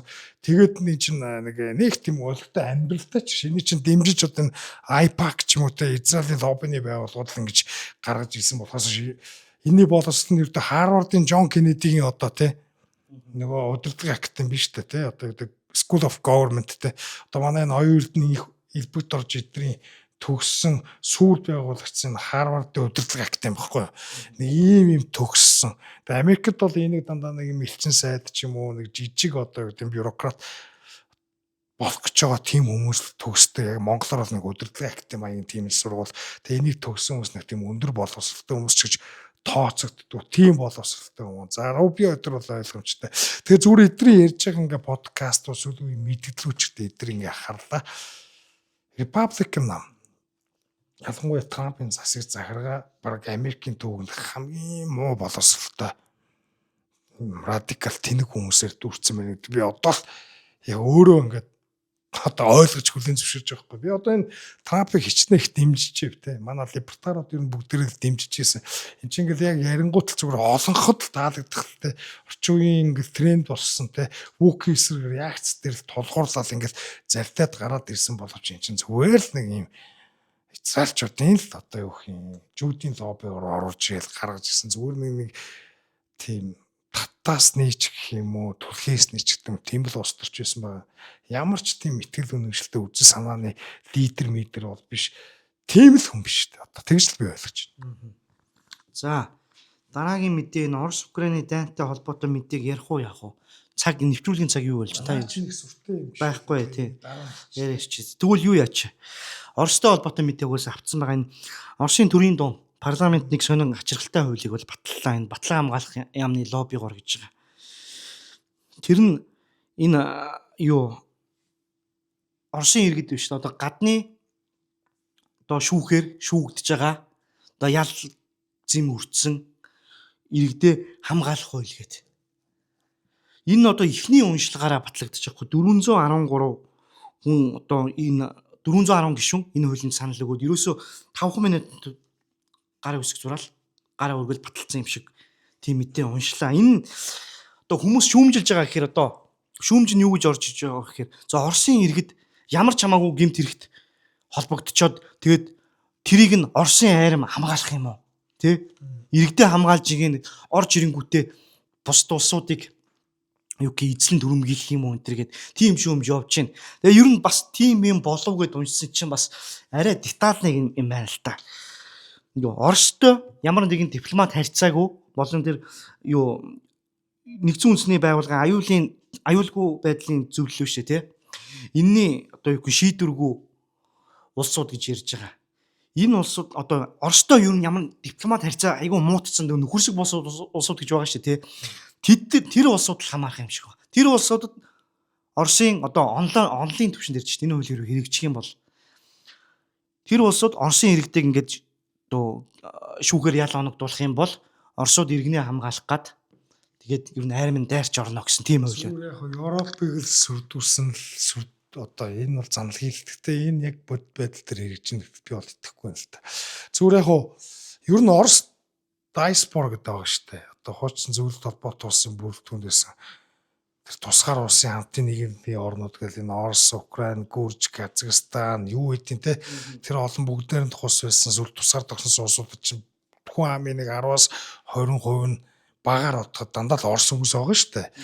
Тэгээ тэднийг хамгаална гэдэг хууль бол угаасаа Орос үндэс хууль байт юм билээ. Тэгээ Орос, Украины дайн руу жишээлбэл Донбасс руу ороход те Луганск те эдрий ч одоо ингээл шалтгаан болгож орохдоо эдгээр ч угаасаа тэр хуулийнхын заалтыг баримталж шийдвэр гаргасан юм билээ шүү дээ. Тэгэд Орос иргэдэд хамгаалж ийн гэсэн үүднээс орсон. Тэгэхээр би бол яг одоо юу гэдэг Европ энийгээ цаашаа өргөлжүүлэл зүгээр энэ Европын эсрэг л одоо улам нэг deterrence гэх юм уу те. Европын дайсамлыг эсэргүүцчил одоо юу гэдэг сүржил бас нэг айлах тим юм бодлого болж байгаа гэж бодож байна. Арай ч одоо нэг хэсэг иргэд одоо юу гэдэг гэмтэр хийгээд шоронд орсон ч Оросын айрам орж тэгвэл ер нь дэлхийд ч одоо энэ ямар ч улстай Орос их тайван харилцаатай байх боломжгүй болчих. Тийм. Одоо энэ мэдээ чинь нэг Орос хэлээр бичигдэг Deutsche Welle ч юм уу BBC Russia энэ төр дээр гарсан мэдээ байхгүй юу? Хэрвээ одоо энэ мэдээ чинь хэрвээ одоо Монголын либералуудад хүрэх юм бол нөгөө Путиныг үзий яддаг, Оросыг үзий яддаг манай Монголын либералууд биш үү? Манай бидний дайсан шүү дээ, тий. Энэ Монголын либералууд бол энэ мэдээг шууд тэгж ойлгох юм байна. Нэг хідэн Орос бурайд нөхдүүд архиуд суужгаад Монголын одоо иргэний амь насанд хүрдэг ч юм уу, тий. Зодж нүтгэх юм бол Оросын айрам орж ирээд тэр хэдийг хамгаалсан ухааны тэгж ярихаар ойлгохдохоор тэр мэдээг ер нь тэр Deutsche Welle, BBC Russia энэ бичсэн байлээ. Тэгээд нэмж орж ирээд ингээд уншсан чинь харин нөхөрсөг бус улсуудад одоо дипломат харьцаагаа тасалсан гэсэн үг шүү дээ ер нь бол тий. Тэр улсуудад зориулсан хууль гэдэг. Одоо энэ дэр юу энэ Думын спикер Вячеслав Володин гэдэг энэ хүн яг гэлж байгаа байхгүй. Энэ хуулийн төслийн зорилго нь биш шүү дээ. Энэ гадны нөхөрсөг бус улсуудын үйлдэлээс Оросын иргэдийг хамгаалах юм аа. Тэр хамгаалтыг илүү хүчрхэгжүүлэх, сайжруулах юм аа гэд бичсэн байгаа. Ер нь хилцсэн байгаа. Тэгэхээр л ер нь бол энэ хуулийн цаад зорилго нь бол ойлгомжтой болж байна. Ер нь Орос Украины дан эхэлж байгаад яг Орос хүнийг Орос хүн болохыг буруутгадаг, дээрлэгдэг, хавчдаг, гадуурхдаг тийм юм зөндөө болсон шүү дээ Европт те.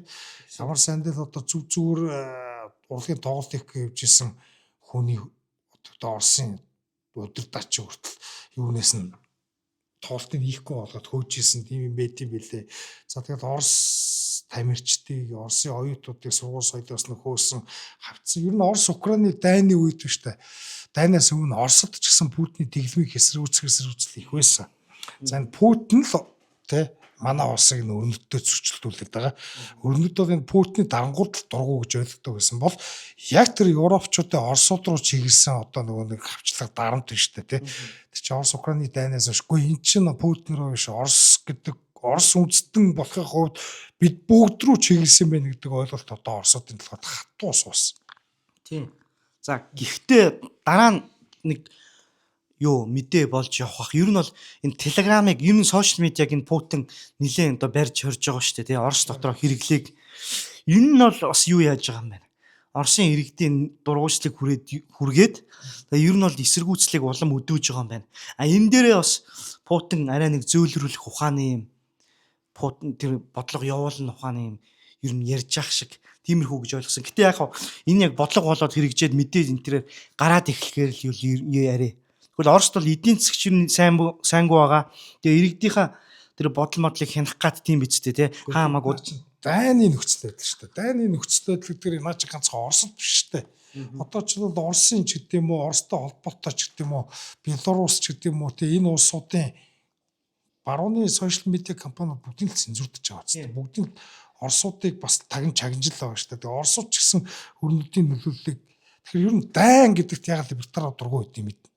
Дайныг далиндуулаад иргэдийг эрхчлөөг цагддаг хяндаг тэр төрийн одоо аппараттай тэр төрийн хяналт чинь угаасаа нэмэгддэг тэгэх шалтгаан гарч ирдэг. Тийм учраас дайн болох юм бол ер нь иргэдийн эрхчлөө, иргэдийн одоо гэдэг татвар төлөх татвар амьдрал за тэр хүнд буулга дээрээс нь хувийн амьдрал бүх юмд төрийн контрол нэмэгддэг. Тэгэхээр Орос одоо энэ дайн эхэлснээр далиндуулаад бүтэн мэдээж ийм үйл ажиллагааг уучлаар шүү. Тийм.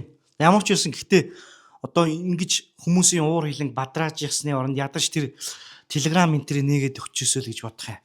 За дараагийн мэдээ Америктэй холбоотой мэдээ. Ингэсэн Америкийн хамгийн консерватив үзэлтэй дээд шүүхийн шүүгч Clarence Thomas гэдэг нэг сайхан хар ажтай өндөр настай хөгшин бий. Миний хамгийн хүндэлдэг хар ажтай цөөхөн хүмүүсийн нэг. Тийм ээ тий. Candace Owens-ыг зөвлөд бас их зоригтой хүн юм байна гэж үзээд байгаа. Thomas Sowell-ыг айгүй хүндлэн. За яг intellectual гэдэг утгаар нэрж байгаа шүү. Оюун санааны. За тэгээд Walter Williams гэдэг эдийн засгчийг бас хүндлэн. Дээрс нь Clarence Thomas гэдэг энэ бол ёстой жинхэнэ консерватив үзэл баримталтай жинхэнэ мундаг шүүгч. Тий. Тэгээ энэ хүнийг нөгөө Жорж эцэг Буш 1990-ад онд ч байлаа. Одоо миний санаж байгаагаар энэ дээд шүүгт рүү одоо нэрийг өгж ийсэн. Тэгээд одоо 20 хэдэн жил яг л консерватив үзэл баримтлаа ярьж байгаа Америкийн тэр үүсгэн байгуулсан үнд зүйл дээр очие гээл те. Тэгж ярьдаг. Тэрийгэ хэрэгжүүлэх гэж явдаг хүн тийм хөө. За, юу гэж хэлсэн бэ гэхээр сая энэ хүнтэй холбоотой мэдээ. Техасын их сургуулийн хуулийн сургуульд нь сая юу яасан байна? Үг хэлсэн байна. Энэ бүр ингээд телевиз, радиогоор гараад дүрстэй. Тэгвэл прогрессивизм гэдэг энэ дэвшилтэд үзэл гэдэг монголоор орчуулах юм бол энэ үзэл либерализм хэлж байгаа. Ер нь либерализм, ардчсан социализм, социал демократизм, прогрессивизм гэдэг чинь нэг л үзэл санаа. Эдгээр чинь ингээ олон янзаар нэрлээд хүмүүсийг төөрөгдүүлээд байгаа. Энэ прогрессивизм гэдгийг Америкт тулгарч юу хамгийн том одоо занал хил аюул гэсэн тиймэрхүү үг хэлжээ. Одоо энэ би та бүхэнд одоо үгээс нь уншаад өгчээ. Хил ам хэдрийг ядарсандаа болоод хэцүү байна шүү бас. За прогрессивизм болохоор одоо энэ манай тусгаар тогтнолын тунхагийн үндсэн зарчмуудыг орлуулахаар үгүйсгэхээр тэгээд цаашлаад манай энэ засгийн газрын одоо хэлбэр бүтцийг өөрчлөхөөр зордгоо. Энэ бол одоо Америкчуудын одоо юу шүү дээ зүрхэндээ одоо ингээд наах хэрэгтэй гэх юм уу те зүрхэндээ байн ингээд одоо авч үлдэх хэрэгтэй энэ үнд зүйлсүүдийг үгүй хийдгээ. Одоо ихэнх Америкчууд гэж байгаа. Тэгээд тэр дундаа энэ юу сэхэтнүүдийг энэ Clarence Thomas айхтар шүүмжилж байгаа. Энэ манай үндэстний одоо энэ их сургуулиуд болоо энэ коллежууд биш шүү дээ. Эдгээр бол тэр 1776 оны тэр үнэт зүйлээс бол дэндүү ухарцсан, дэндүү холтцсон байна. Тэгээд юу бидний одоо нэг зарчим байгаа шүү дээ. Хүн болгон ижил эрэхтэй төрдгөө гэдэг. All men are created equal гэдэг. Тэгээд эрэхтэй ч явах ижил төрдөг гэдэг шашны ойлголт биш үү те. Тохирлын товгог төр байдаг л тийм. Яг хүн бүхэн бүтээгчээсээ тэгш төрдөг гэд хүн бүтээгч бурхны өмнө ижил энэ тэнцэн үнцэнтэй гэсэн христэн шнэ ойлголт байхгүй. Тийм. Тэгэд хүмүүс бол ер нь хүний эрхийн тухай санаа чинь яг энэ христэн шнэ энэ ойлголтоос гарч ирсэн шүү дээ. Хүний эрхийг бид нар ямар нэгэн тэр төрөөс авдаг юм аа, засгийн газраас авдаг юм. Бид нар бурхнаас авдаг энэ Clarence Thomas гэдэг өөрөө зам ёсны эрхтэй, зам ёсны эрхийн онолж хилцэн байгаа. Тэгээд хамгийн гоё үг нь би одоо энэ төгсгөлд нь хэлчихэд хамгийн гоё үг нь одоо өөрсдөө институционалистууд гэж нэрлсэн. Прагматистууд те прагматикууд гэж нэрлсэн энэ айдуу нөхдүүд чинь байна шүү дээ те. Ерөөсөө энэ улсыг бүрэн бүтлгүүдүүлж байна. Төвийн үзэлтнүүдээ хэлж штэ. Зүүн төвийн үзэлтнүүд те. Зүүн төвийн, баруун төвийн бид нар радикал биш, бид нар экстремист биш, бид нар айдуу хүмүүс энэ төр гэж ярьдаг хүмүүс гэлээд нь штэ. Тийм өөрсдөө тэгж зөвтгдөг хүмүүс өөрсдөө тэр алдаа завхралт бүтлгүүтлээ шүү дээ те. Тэрийгээ ингэж зөвтгдөг гэж байгаа байхгүй. Айгу тэгэд энийг бол үнэхээр сайхан шүүмжилж байгаа. Тэгээ бид нар буцаад энэ тусгаар тогтнолын тунхагийн үнд зүйл рүүгээ эргэж очих ёстой. Тэгэхгүй бол манай ус сүрлээ гэд нэг иймэрхүү айгу аятайхан юм үг хэлсэн байна. Тэрийг хүмүүс одоо бодвол хэрвээ англи хэлтэй бол тэр олоод сонсхийг бодоорой. За сүүлийн мэдээ. За. Одоо хил амын идрэл аюу хэцүү ядраад орой өвчиж байгаа гэж хэлэх үү. За энэ дээр сүүлийн мэдээ. Abigail Spanberger гэдэг энэ Виржиниа мужийн захирагч сая HB 965 гэдэг ийм хуулийн төсөл дээр одоо гарын үсэг зурлаа. Энэ болохоор яадаг вэ гэхээр Америкийн сонгуулийн систем чинь нэг Electoral College гэдэг байгаа ш ерөнхийлөгч сонгохдоо эхлээд хүмүүс саналаа өгч чинь тэр нь Electoral Vote Электоратуудаа сонгоо, электоратууд нь ерөнхийлөгчөө сонгоно. Тийм, тгий сонгодог. Одоо энэ Виржиниа муж чинь бол жижиг муж 13 санал эрэхтэй. Тэгээд нөхөр бол энэ Шпанбергер бол зүүнний үзэлтэй. Угаасаа энэ феминист хүүсийн квот монтыг дэмждэг, LGBT энтрийг дэмждэг. Тэгээд яасан бэ гэхээр одоо эн чин энэ Electoral College гэдэг системийг үгүй их гээд хид хідэн одоо энэ мужууд одоо нэг 19 муж гэж ярьж байгаа. Эдгэр чинь ингээд нийлээд энэ National Popular Vote Interstate Compact гэдэг ийм одоо арга хэмжээг одоо 270 хүрэх гээд одоо 538 гэдэг чинь Electoral College-ийн тоо байхгүй юу? Одоо электоратуудын тоо. Тэдний 270 хүрчих юм бол энэ одоо олонгот болоод эдний одоо тэр энэ арга хэмжээ нь хууль ёсны болж хуурах боломжтой болоод ирэх юм байна. Тэгэх юм бол ерөөсөө энэ одоо арга хэмжээний одоо үр дүнд нь энэ юу яах юм бэ? Виржиниа мужид хинч ялсан бай.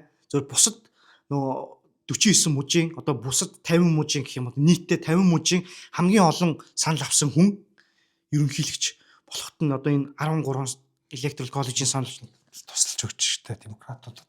Би яг ойлгомжтой тайлбарлаж гинэ ойлгомжгүй тайлбарлаж. Зүгээр ер нь бол ойлгомжтой иймэрхүү юм болцсон юм байна те. Чи ер нь бол мэдээг бараг ярьчлаа штэ. Бид нэг Америк бол одоо юу гэх юм тийм шууд ардчилтай ч юм уу уус бол биш те. Төлөвлөлийн ардчилж гэдэг ер нь хаах хэдэж өөртөө ардчил гэж ярьдгүй байсан. Тэгээд энэ электорат гэдэг чи одоо юу гэдэг Америкт ерөнхийлөгч шууд олонхын саналаар сонгодог.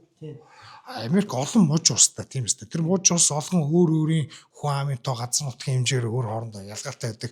Тийм учраас одоо Америкт одоо шууд юу гэдэг хүний тоогоор одоо ингээд сонгуул зохион байгуулсан бол олон хүн амтай том мужууд нь жижиг мужуудад дарангуулад олонхын дарангуул бий болчих болцоо нэгднэ гэж ингэж Америкийн нэгдсэн улсын үндэслэгч эцгүүд энэ электорат коллежтэй энэ асуудлыг анх гаргаж ирсэн.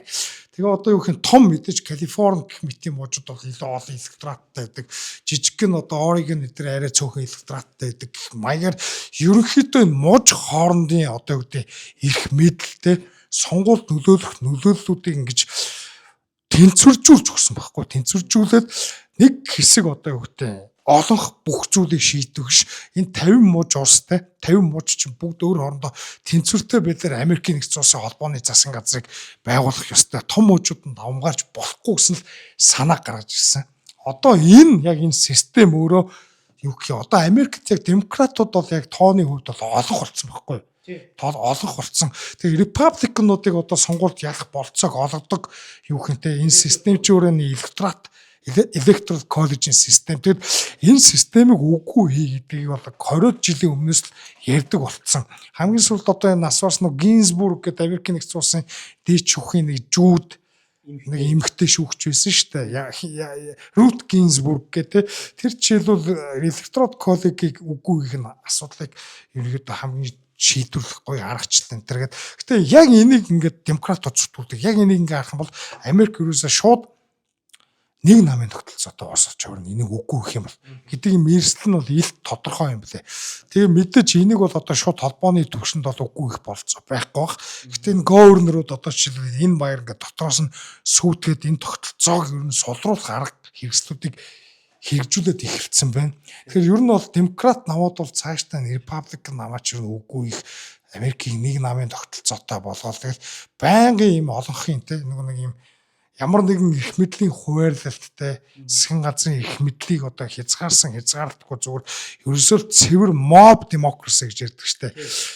Зөв буруу хамаагүй олонх л шийдсэн бол олонхийхоор л явна гэдэг энэ ч өөрөө American Republic-ийг байгуулсан өмчлөгч хэцүүд нь энэс хамгийн их сэргийлжсэн. Тэгэд энэ тогтолцоо руу орё гэдэг л тэгэд арчилч нь угаасаа нөгөө 1 хон 2 чон 3 өдрийн хоолндоо юу идэх вэ гэдгийг санал хураалтаар шийднэ гэд. Тэгэд яг энэ рүү орох юм бол Америкч одоо тэг шууд арчсан социалист аимшигтай тийм уус орж хувирах нь бол тодорхой. Тэгэд демократууд энийг зүтгүүлж байгаа.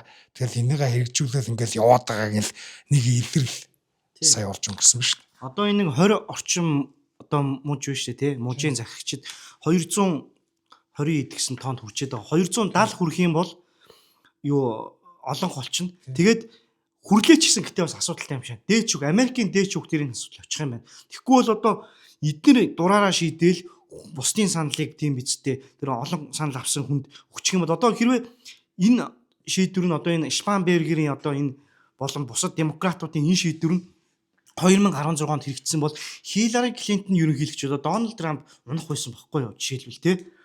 Иймэрхүү. Одоо юу сая хэллээ ш нөө Кларенс Томас ер нь хуучин үндэслэгч эцгүүдийнхээ юу үндсүүл рүү очигээд ахад энэ Шпанбергер митийн зүүнтүүд бол ерөөсөө энэ бүр тэр үндэслэгч эцгүүдийн тэр сонгуулийн системийг бүрэн дуусгах гэсэн тийм хоёр өөр битэг хизээч дахиж нийлхээргүй тийм зам салсан ийм хоёр одоо тусдаа үзэл санааны блок Америкт үүсэж байна. Америк ер нь ардчлалыг уг нь яг үндэслэгч хэсгүүдийн философч одоо Америкийн байгуулагчсан одоо философи биш дээ. Эрхчлөөний философитой бол хизэж ардчлалыг ер нь шүтдэг ус байгаагүй шүү. Тэрнийг энэ сонгуулийн тогтолцооноос нь харж байна. За сүүлийн үед л ардчлал гэж ярьдаг болсон. Тэр нь зүүнний үзэл хандлага руу Америк их орсноос шалтгаалсан. Энэ бол 20 дугаар зууны дунд үеэс эхлээд ардчил гэдэг үг айгүй муу үг гэж хаад айгүй сайн үг болоо товирцсан гэж ярьдаг байхгүй Америкт одоо тэгж ойлгогддог болсон гэдэг. Тэгээ сүүлийн жишээнүүд гэх юм бол юу гэх юм. За Хиллари Клинтон, Трамп хоёр ингээд сонгуул явахад Клинтон бол ерөнхийдөө яг нийт авсан саналын дугаар Трампаас нэлээд 2-3 сая саналаар даварцсан байсан шүү дээ. Яг шууд тим арчлалаар явсан бол Клинтон ерөнхийлөгч болох байсан тодорхой. За тэрний өмнөх жишээ юм бол одоо Аль Гор тий Жорж W Буш хоёр байна тий. Гор бол Бушаас хамаагүй илүү санал бас авсан байсан. За тэрэн дээрээс нь бас Гор тухайдаа сонгуулийн дөөвөргээд бас буу асуудалд игдэж байсан. Тэгэхээр гих маягаар ер нь Америк цаад энэ үндсэн хууль нь за тэгээд тэр 50 мужуусын үндсэн хууль нь за тэгээд энэ тусгаар тогтнолын тунхаг за цаашлаад энэ сонгуулийн тогтолцоо өдөрт нь бол ерөөсө ардчил гэсэн үг ч явахгүй ардчлалыг шүтдэг ус байгаагүй. Сүүлийн үед энэ ардчилсан социализм 20 дугаар зууны ихэнх үеэс эхлээд энэ социалист коммунист үзэл санаа эдэр ингээл мод аваалтай тэгшидгэх үзэл нэмэгдээл хүн бүхэн тэгшэрх тэгш байдалтай байх ёстой орлогын тэгш байх ёстой гэдэг энэ прогрессив ч гэдэг юм либерал за цаашлаад зүүн бөмбөрцгийн нөгөө талд бол коммунизм ч гэдэг юм уу энэ тэгшдэх үзлийн олон салаа хөлбөрүүд хүчээ авдаг болсон цагаас эхлээл Америкт ардчил гэдэг шүтдэг болсон шүү. Ардчил бол одоо юу гэдэг манай либертар үзэлтэй Ханс Герман Хоппагийн зүгээр тодорхойлсон ёсоор бол тэ зөөлөн коммунизм. Түүнд эрхчлөөтэй эзэж хамааралтай байгаагүй. Түүхэнд энэ ардчил гэдэг үгийг хүмүүсийн эрхчлөөг нь ухчихад ашиглагдажсэн их болохоос эрхчлөөг дэлгэрүүлэхэд ашиглагдажсэн түүх ховроо гэж хэлсэн байдаг. Тэгээ ардчил эрхчлөө гэдэг өнөөдөр Монголын ардчилсан наамынхан за сүүлдээ энэ ардын наамынхан эдгээр одоо ардчил эрхчлөө гэж яриад байдаг болсон болохоос энэ хоёр ойлголт чи ер нь грекийн үеэс эхэлтэй сонгодог улс төрийн онолтч тэр орчин үеийн онолтч тэр те хязгаарч нэг утга илэрхийлж байгаагаа тус тусдаа ойлголтойсэн шүү. Тийм Сократ хүртэл ер нь бол ардчлалаас болж амиа оруулж ер нь бол үх эсвэл ер нь бол Сократад шууд амиа орол гэсэн тийм тулгалтыг ардчлалаараа бол тулгаад өгчөж байгаа шүү дээ тий. Тэгээ ер нь бол ардчил эрхчлөө хоёр бол тусдаа бид нар бол мэдээж одоо энэ Монгол улс парламентын ардчилтай тий хуулиа одоо сахиад явна. Гэхдээ бид нар бол тийм ардчлалыг шүтдэг. Бид нар ч юу аах юм либертар үзэлтнүүд бол ардчлалын давуу талыг ч сул талыг ч гэсэн ер нь бол мэддэг гэх юм уу. Реалист байхыг хичээдэг тийм хүмүүс. За тэгээ өнөөдөр манай подкаст ингээд дуус чинь бэлгүүнээ сайхан мэдэн тэтгсэн байна. Тэгээ яг бид хоёр бас нэг хоногоор ингээд хоцроочлоо тий. Тэгээ тэрэндээ хурцл өчий бас нөгөө ажилдаа завгүй яваад байгаатай холбоотой. Тэгээ ер нь бол удахгүй нөгөө хийснээр видео болох бах. Тийм. Ер нь бол тэгээд дөрөвдөд орохгүй бол тавтахад орно гэсэн л ойлгочих. За ер нь бол алдна гэж байхгүй 7 хоногтой. Тийм. За. За эх 7 хоногт уулзцгаая.